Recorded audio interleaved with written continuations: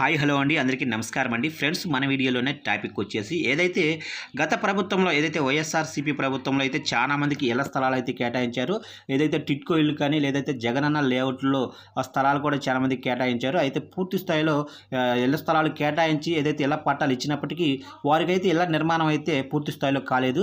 అయితే వారందరికీ కూడా ఇప్పుడు వచ్చిన టీడీపీ ప్రభుత్వం అయితే భారీ గుడ్ న్యూస్ అయితే చెప్పిందండి. అయితే ఇందుకు సంబంధించిన పూర్తి వివరాలు అయితే మన వీడియోలో తెలుసుకుందామండి. అయితే ఇప్పుడు వచ్చిన టీడీపీ ప్రభుత్వం ఆ ఇళ్లకు సంబంధించి ఏం చెప్తుంది ఏంటనేది మన వీడియోలో పూర్తి స్థాయిలో తెలుసుకుందామండి. వీడియో మాత్రం ఎక్కడ స్కిప్ చేయకుండా చూడండి ఫ్రెండ్స్, అప్పుడే మనకి పూర్తి సమాచారం అయితే తెలుస్తుంది. ఇక ముఖ్యంగా వీడియో నచ్చినట్లయితే లైక్ చేయండి ఫ్రెండ్స్.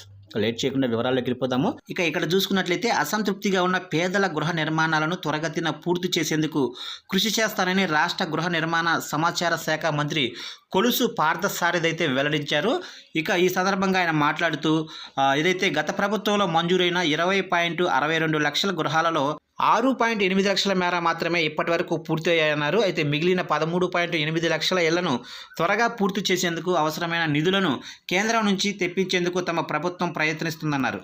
అయితే గత ప్రభుత్వ పర్యవేక్షణ లోపం వల్ల కాలనీల్లో కేటాయించిన స్థలాలు నిర్మాణాల విషయంలో పేదలు అనేక సమస్యలు ఎదుర్కొంటున్నారని వెల్లడించారు. ఇక వీటిపై క్షేత్రస్థాయిలో అధ్యయనం చేయించి సమస్యలపై ముఖ్యమంత్రి చంద్రబాబుతో చర్చించి అవసరమైన నిర్ణయాలు తీసుకుంటామని తెలిపారు. ఇక ప్రధానమంత్రి ఆవాస్ యోజన గ్రామీణ పథకం కింద లబ్ధిదారుల చెల్లింపుల కోసం 90 కోట్లు విడుదల చేస్తూ ఆయన దస్త్రంపై తొలి సంతకం చేశారు. తనకు మంత్రిగా అవకాశం ఇచ్చిన సీఎం చంద్రబాబు, జనసేన అధినేత పవన్ కళ్యాణ్కు కృతజ్ఞతలైతే తెలిపారు. చూశారు కంటే మొత్తం మీదకి ఇది ఒక గుడ్ న్యూస్ అని చెప్పుకోవచ్చు. ఏదైతే గత ప్రభుత్వం వైఎస్ఆర్సీపీ ప్రభుత్వంలో ఏదైతే పేదలకు ఇచ్చిన ఇల్లు పూర్తి స్థాయిలో నిర్మాణం కాలేదు, వాటన్నింటినీ కూడా త్వరగతిన పూర్తి చేసి అర్హులైన వారికి త్వరలోనే ఇస్తామని చెప్తున్నారు. అలాగనే చాలా మందికి కూడా ఇళ్ల పట్టాలు అయితే ఇచ్చారు, కానీ వారికి ఇల్లు స్థలాలు అయితే కేటాయించలేదు.